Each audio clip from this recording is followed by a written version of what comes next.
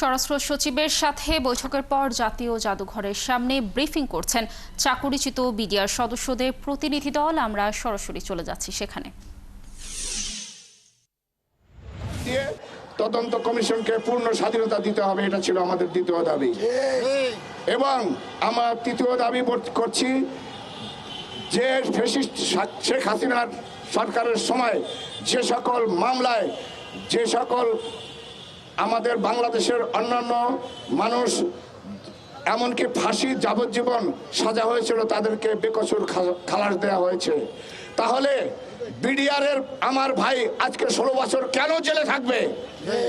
এই জন্য আমরা আমাদের তৃতীয় দাবি, যারা জামিনে আছে তাদেরকে বেকসুর খালাস দেওয়া হোক এবং যারা জেলে বন্দী আছে তাদেরকে অন্তত কমপক্ষে তাদেরকে জামিন দেওয়া হোক।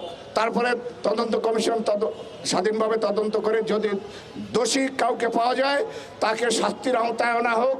আমাদের সেখানে সমর্থন থাকবে, বিডিআরের সর্বোচ্চ সমর্থন থাকবে। দোষী ব্যক্তিদেরকে শাস্তির আওতায় আনলে আমরা খুশি হব ইনশাল্লাহ। আর নির্দোষ একটি বিডিআরও যেন জেলখানায় না থাকে, এটা হলো আমাদের তৃতীয় দাবি। স্বরাষ্ট্র মন্ত্রণালয়ে যে বৈঠক হয়েছে, সেই বৈঠকে আপনাদের দাবি প্রেক্ষিতে তাদের জবাবটা কি ছিল? জি, যে জবাবটা ছিল সেই জবাবটা আমরা সন্তুষ্ট হতে পারিনি।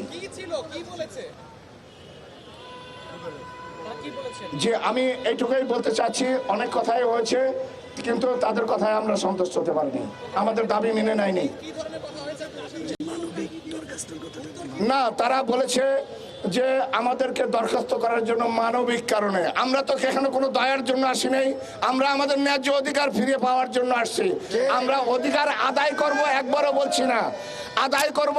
এই সারা পৃথিবীব্যাপী ডক্টর ইউনূস স্যারের যে সরকার বাংলাদেশে পেয়ে আমরা গর্বিত, এই সরকারের কাছ থেকে আমরা কোনো দাবি আদায় করব বলছি না, আমরা এখন পর্যন্ত বলছি না আদায় করব। আমাদেরকে যদি বাধ্য করা হয় তাহলে আদায় করার জন্য আমরা বিডিআর, আমরা সিংহের গর্জন, ব্যাঘ্রের গর্জন, আমরা সবসময় বর্ডারে ছিলাম। যুদ্ধ, সম্মুখ যুদ্ধ কিভাবে করতে হয় আমরা জানি, জীবন দিতে জানি।